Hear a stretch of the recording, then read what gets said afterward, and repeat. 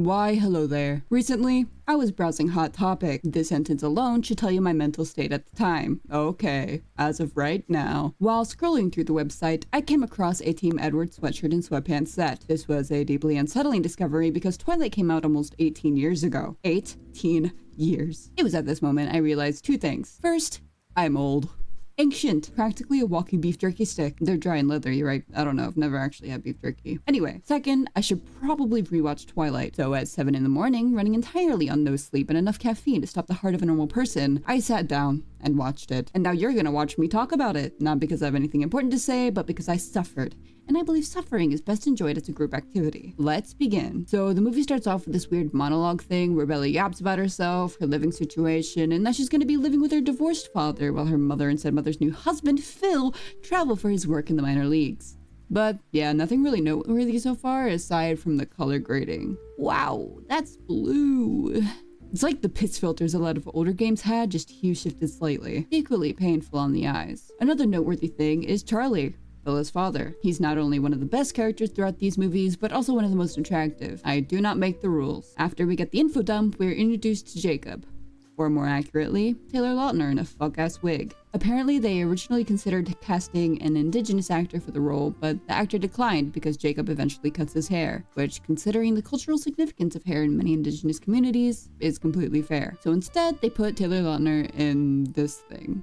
Okay, let's fast forward to Bella's first day of school. Naturally, every student immediately wants to be her friend, as is common behavior among 17-year-olds who look old enough to pay taxes and have an established credit history. Like, where was this when I was a new student? Bella gets her objectively unfunny jokes laughed at while I nearly got shoved down the stairs and got pelted with dodgeballs. Attempted murder! After this horrific scene... Aren't people from Arizona supposed to be, like, really tan? Yeah. Maybe that's why they kicked me out. You're good.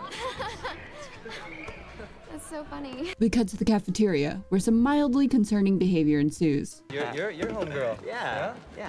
My girl. We meet the Cullens, including who we've all been waiting for. Edward Cullen, baby. Oh wait, did I say all? Sorry, exclude me. The Cullen I'm waiting for doesn't show up until later. But, of course, Bella is immediately taken by Edward's, aura. Uncomfortably so.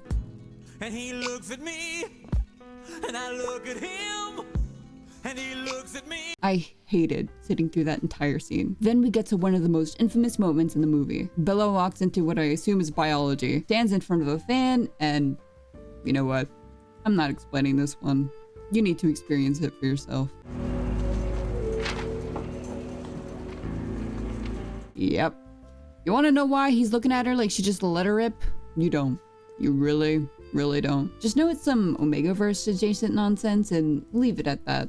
I'm doing you a favor. She sits next to Edward and he immediately looks like he's about to projectile vomit. Once the bell rings, he makes a break for it and tries to switch classes. And this, folks, this is where the angst begins. At home, she gets all mopey about it and decides she's gonna confront him the next time she goes to school. The dude isn't there. It's a big thing made from a small thing, whatever. Meanwhile, evil vampires eat people.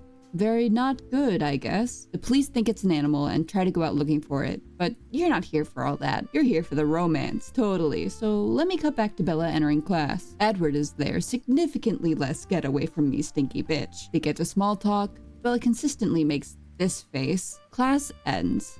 He interrogates her further because he can't read her mind.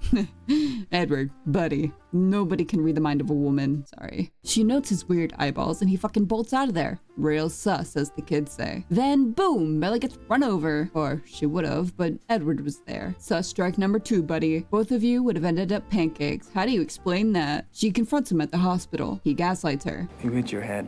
I think you're confused. What a hunk, guys. Trust. On the bright side... oh yeah, that's the stuff. She goes to the push with her friends, including Jacob. Jacob lore dumps about werewolves and vampires, and she takes it so comically seriously instead of laughing it off like any normal person would. But Bella's not normal. No, sir.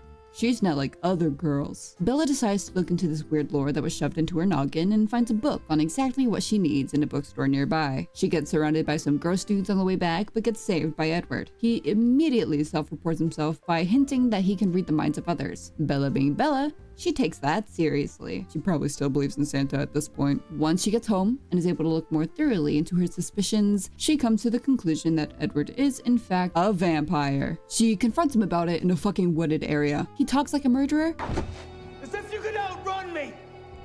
and she just accepts it in a wooded area. Bella, sweetie, come on now. Then, in the most unserious way possible, he takes her to the top of a mountain thing to show her his skin in the sunlight.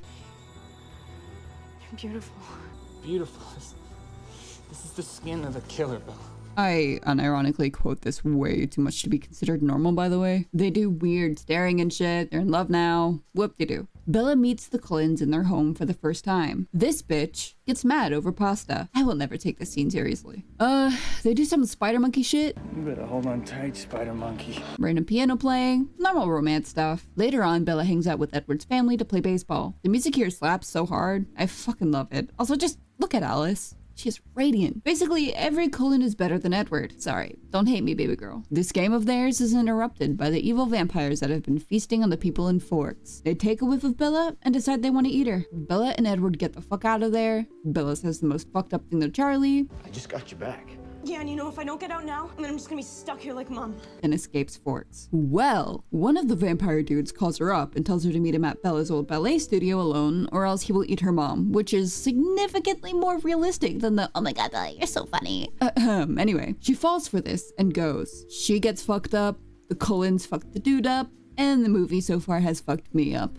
Edward has to munchy munch on Bella to get the vampire venom out. Very awkward acting, by the way. She eventually wakes up in the hospital A-okay. But then Edward gets all Edward about it. Bella, you gotta go to Jacksonville, so I can't hurt you anymore. Time skip to prom. I actually like the atmosphere in these scenes. It has pretty good lighting and, well, yep, the lights are pretty. I truly am a crow at heart. Bella expresses she wants to be like him and he's like, nah. Then the movie ends. Yippee! Alright, look. I know I said I suffered through this, but honestly, Twilight is my guilty pleasure movie. I actually bought the whole saga to watch when I'm sad, or bored, or working. So like all the time, basically. I came so close to buying a Team Edward shirt, totally ironically. Guys, irony. Now, if they had a Team Carlisle shirt, that would already be in my closet. Anyway, that's about it for me. What do you think of the movie? Do you also watch it due to it being so bad it's good? Let me know. Well, you can go now.